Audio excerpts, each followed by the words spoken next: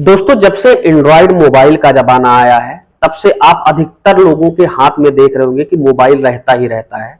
और बहुत सारे ऐसे लोग हैं जो दिन भर मोबाइल पर सोशल मीडिया या बहुत सारे सोशल मीडिया प्लेटफार्मों का यूज करते रहते हैं।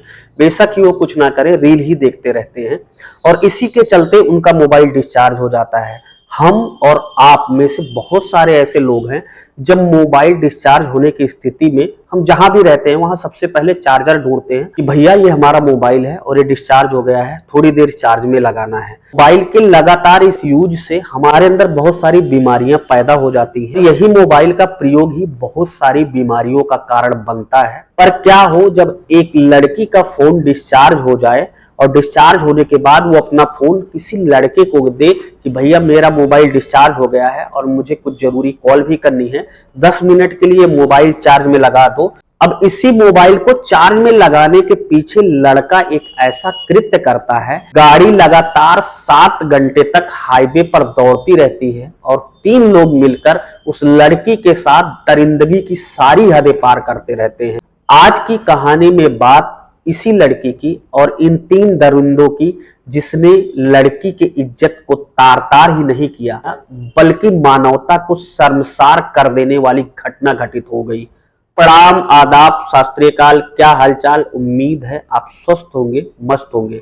दोस्तों, कहानी में आगे बढ़ेंगे, पर कहानी में आगे बढ़ने से पहले मेरा आपसे बस छोटा सा विनम्र अनुरोध कि अभी तक आपने चैनल को सब्सक्राइब ना किया हो तो चैनल को सब्सक्राइब करके बेल आइकन की बटन को प्रेस कर लेना कि जब मैं ऐसी कहानी अपलोड करूं तो उसका नोटिफिकेशन सीधे आपके मोबाइल तक पहुंच जाए। आइए बिना देरी के शुरू करते हैं इस कहानी को। तो जो मैं आज आपको सच्ची कहानी सुनाने चल रहा हूं, ये कहानी है उत्तर प्रदेश की राजधानी लखनऊ की।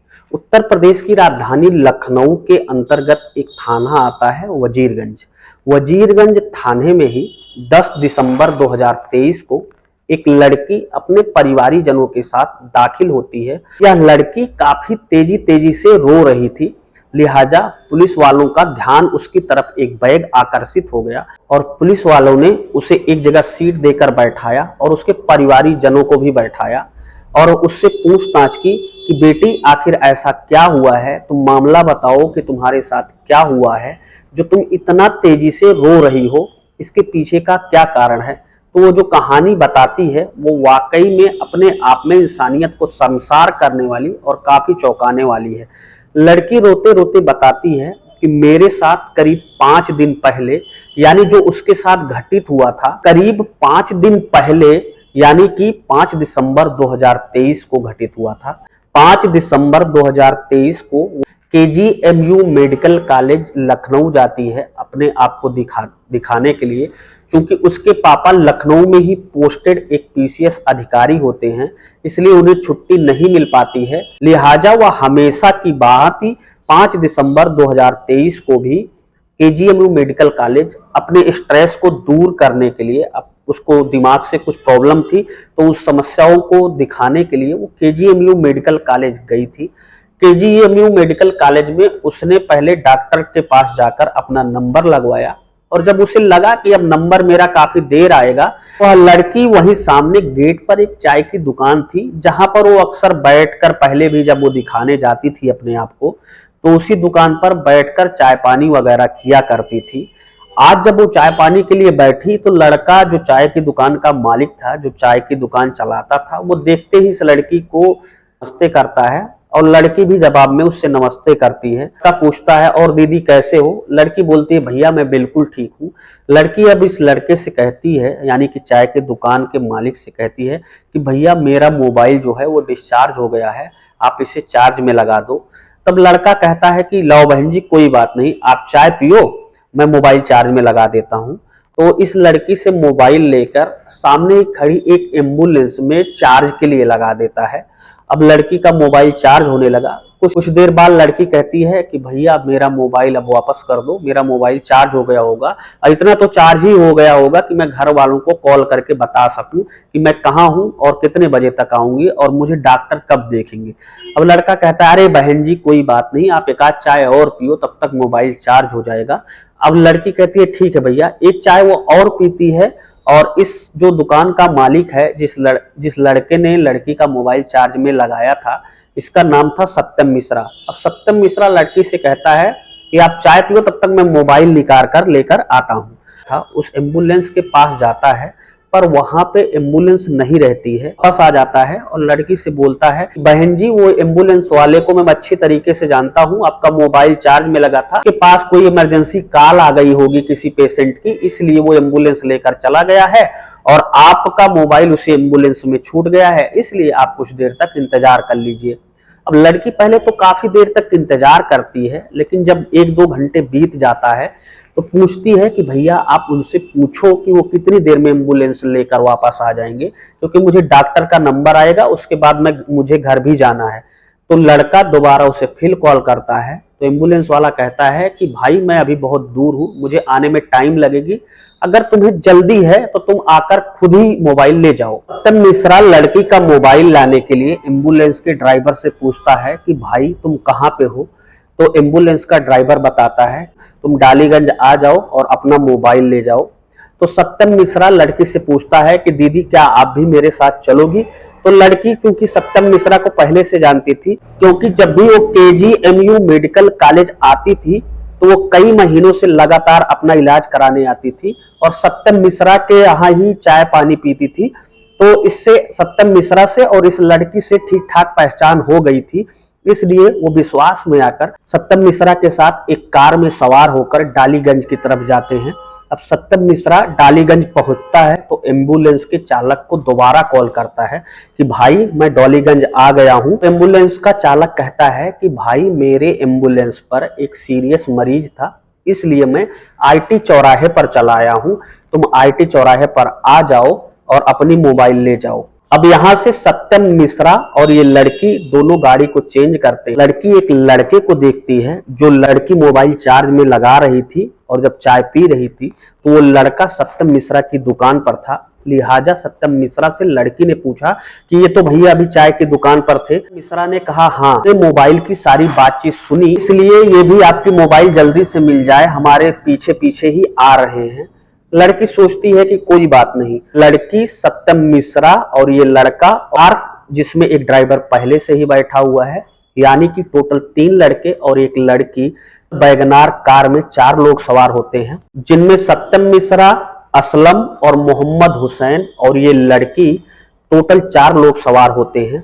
ये चारों लोग IT चौराहे की तरफ बढ़ते हैं। लड़की इसी बीच कहती है कि भैया मुझे भूख लगी है, मुझे कुछ कहीं खिला पिला दो।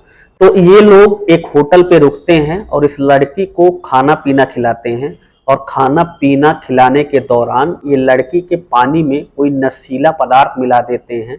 खा के कार में बैठती है तो वो कुछ देर बाद ही बेसुध हो जाती है और उसे कुछ भी नहीं पता होता है। अब जब इन तीनों लड़कों ने देखा कि लड़की पूरी तरीके से बेसुध हो चुकी है, तब ये लड़की के साथ बदतमीजी करना स्टार्ट करते हैं और ड्राइवर लगातार अपनी गाड़ी चला रहा होता है और धीरे धीरे काफी समय बीत जाता है और इनमें से तीनों लोग बारी बारी करके उस लड़की के इज्जत से तार तार करते रहते हैं और उस लड़की से लगातार ही बलात्कार करते रहते हैं। और बीच बीच में जब ये बेसुध लड़की इन लोगों का विरोध कर रही थी और चीख चिल्ला रही थी, इन लोगों ने कार के अंदर लगे बाजे का वॉल्यूम इतना तेज कर दिया ताकि अंदर की आवाज अंदर रहे, बाहर ना जाए और किसी को ये भनक ना लगे कि कार में किसी प्रकार का कोई गलत काम हो रहा है। रिपोर्ट की माने तो इन दरिंदों ने इस लड़की के साथ लगभग 7 घंटे के अंदर कई बार बलात्कार किया और जब इन तीनों लड़कों का मन भर गया,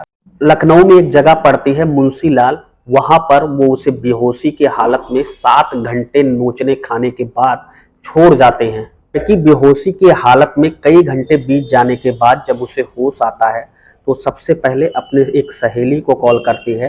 सहेली उसे अपने घर बुलाती है और जब ये लड़की अपने सहेली को पूरी घटनाक्रम की जानकारी देती है तो लड़की कहती है कि तुम ऐसा करो, इस बात को यहीं पे दबी रहने दो, किसी से कुछ मत बताओ, नहीं तो लोगों में बहुत जगहसाई होगी, समाज क्या कहेगा, और तुम्हारे पिताजी एक PCS अधिकारी हैं, उनकी इज्जत भी तार तार होगी। लिहाजा ये लड़की उस सहेली के यहाँ 1-2 घंटे आराम करने के बाद अपने घर विभूति खंड गोमती नगर पहुंच जाती है। अब वो अपने घर गोमती नगर विभूति खंड पहुंचने के बाद खाना पीना खाकर सो जाती है। उसकी माँ जब उसे देख रही थी तो उन्हें अपनी बिटिया के ऊपर अजीब तरीके से सिकन दिख रही थी। उन्होंने कई बार अपनी बेटी से इस बाबत पूछा कि बेटी क्या हुआ है, तुम कल रात से बहुत गुमसुम हो, लेकिन वो नहीं बताती है। जब 2-3 दिन और गुजर जाता है और लड़की की तबीयत अब धीरे धीरे खराब होने लगती है, तो माँ उस पर जोर जबरदस्ती करके जब लड़की से पूछती है, तब लड़की पूरी घटना की जानकारी अपनी माँ को एक एक करके बता देती है कि आखिर उसे मोबाइल चार्ज में लगाने का कितना बड़ा खामियाजा भुगतना पड़ा और कैसे 3 दरिंदों ने उसकी इज्जत को तार तार कर दिया। अब जब माँ ये सारा घटनाक्रम सुनती है तो उसके पैरों के तले से जमीन खिसक जाती है। तो ये सब उसकी बेटी के साथ हुआ था और वो एक पीसीएस अधिकारी की पत्नी थी। अब वो ये सारी बातें अपने पीसीएस पति को बताती है। अब पति, माँ और बेटी 10 दिसंबर 2023 को वजीरगंज थाने पहुंचते हैं। सत्यम मिश्रा, जो कि केजीएमयू मेडिकल कॉलेज लखनऊ के गेट पर चाय की दुकान लगाता था, उसके खिलाफ और 2 अज्ञात लड़कों के खिलाफ एक तहरीर देती है। पुलिस इस तहरीर को लेने के बाद सत्यम मिश्रा के नाम एफआईआर दर्ज करती है और पुलिस अपनी खोजबीन आगे बढ़ाती है। पुलिस जैसे ही केजीएमयू मेडिकल कॉलेज के गेट पर जाती है तो सत्यम मिश्रा अपनी चाय की दुकान पर बैठा मिल जाता है, क्योंकि सत्यम मिश्रा सोच चुका था कि अगर जो कुछ होना होता वो 1-2 दिन में हो जाता। अब 5 दिन हो चुका है, अब कुछ नहीं होगा। लिहाजा पुलिस सत्यम मिश्रा को गिरफ्तार करती है। जब पुलिस सत्यम मिश्रा से सख्ती के साथ अपने अंदाज में पूछताछ करती है, दोनों लड़कों का नाम और पता बताता है। सत्यम मिश्रा ने और जिन दोनों लड़कों के नाम बताए थे, एक लड़के का नाम असलम था और दूसरे का नाम मोहम्मद हुसैन था, जो कि लखनऊ के ही बाजार खाला के रहने वाले थे। काश वो लड़की अपने मोबाइल को वैसे ही जितना चार्ज था उतने पे ही रखती और मोबाइल चार्ज करने के लिए चार्ज में ना लगाई होती, या काश वो लड़की किसी अनजान व्यक्ति के सामने, भले ही वो पहले से एक दूसरे से मिलते थे, लेकिन एक तरीके से सत्यम मिश्रा उसके लिए अनजान ही था, वो अनजान के साथ ना गई हो, शायद ये घटना होने से रुक सकती थी। फिलहाल आपका पूरी कहानी के बारे में क्या कहना है, अपनी राय कमेंट बॉक्स में हमें जरूर बताएं। चाहता हूं ऐसी एक नई कहानी के साथ आपको जल्द ही। तब तक के लिए जय हिंद, वंदे मातरम।